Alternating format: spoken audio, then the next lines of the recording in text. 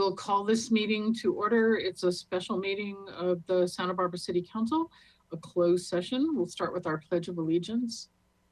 I pledge allegiance to the flag of the United States of America and to the republic for which it stands, one nation, under God, indivisible, with liberty and justice for all. Would you take the roll, please, Ms. Clerk? Yes, Councilmember Alejandro Gutierrez. Councilmember Harmon. Councilmember Snedden. Here. Councilmember Friedman.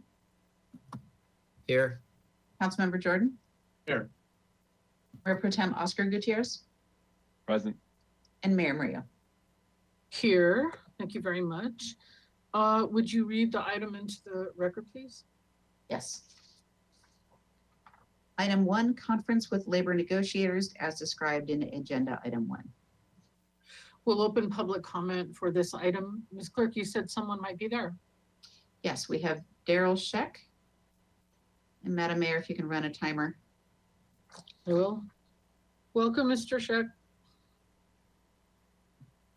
Thank you. Good morning, Mayor, Murillo, and Council. I'm Daryl Sheck, Executive Director for SEIU Local 620, representing many of the fine staff in the general treatment and patrol and hourly units. And first off, before I get into concerns, I want to give credit where credit is due. In general, I applaud the City Council and City Management for doing the right thing through the pandemic and moving to remote work in many circumstances. I want to thank most of the council for having the vision and fortitude to understand that city reserves exist for a reason, and it was appropriate to use those reserves in a time of great uncertainty. And we understand that refilling of reserves is also important as the city receives money from the American Rescue Plan and other funding sources. That being said, our discussions with the city regarding reopeners and our contracts have been slow, and we expect better progress in the coming days and weeks.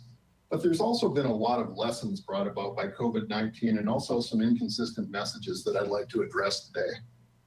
Number one, the union has not been consulted in a meaningful manner with regards to transitioning back to city office spaces. We have not had recent labor management discussions with the city around this topic, and we think it's important for the city to hear what those we represent have to say. Two, some of the inappropriate quips around employee attire and alleged sloppiness working from home have been downright disrespectful and condescending to those we represent. The reality is they're professionals, not children, and have overwhelmingly successfully worked from home during this pandemic. The echo chamber paternalistic comments need to stop, and we expect more professionalism from those that lead. Number three, the inconsistencies will continue as each department head is allowed to dictate remote work. Some will be flexible, others will not. This is more of a management problem than an employee problem because managers need to learn better how to manage a remote workforce. And for some, they're going to take the easy way out because it's simpler and less work to count heads. Number four, working from home has actually worked. To say that we're going back to work is a dig at somehow our members were less productive working remotely than they were in the office. Our members are not going back to work. They've been at work the entire time. And there are also benefits of working from home that haven't at all been recognized. Instead, they've just been swept under the rug. We have to ask what's been done to address desk density and layout issues and HVAC systems to better prepare for the next time. Has the city put any effort into these things, or is it just back to the office with no thought toward the future and other pandemics?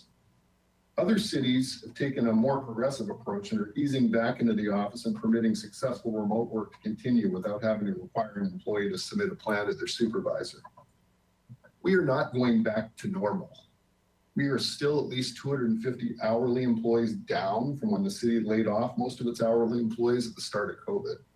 We aren't seeing employee inclusion in conversation of what a quote new normal is going to look like. If the city considers its employees its most valuable asset, it needs to up the level of communications with its employee groups. And we do recognize it's a two-way street, and we're prepared to engage in those. I want to thank you very much for your time today. Thank you. Thank you so much for your comment. Any other person raise their hand there, Ms. Clerk? Madam Mayor, Susan, we do have a person who has logged in. They have not raised their hand. I did communicate to them to see if they wish to speak and haven't heard back. So I don't believe we have any further speakers. Then we'll close public comment on our closed session item, which is a conference with labor negotiators and we'll adjourn to our closed session discussion. Thanks, Ma- Ms. Clerk. Madam Mayor, the person who had logged on just raised their hand right when I, Very good. Well, we're happy to take another public comment. Thank you. very good. And this is Susan Owens. Susan Owens, please go ahead. I actually don't want to say anything. I'm just trying to learn how to use this thing. Sorry, Sarah. Okay. Okay. All right, Well- thank you. Come back for another item then, Ms. Owens, if that's your wish. We're happy to hear what you have to say. Closing public comment and adjourning the meeting to closed session.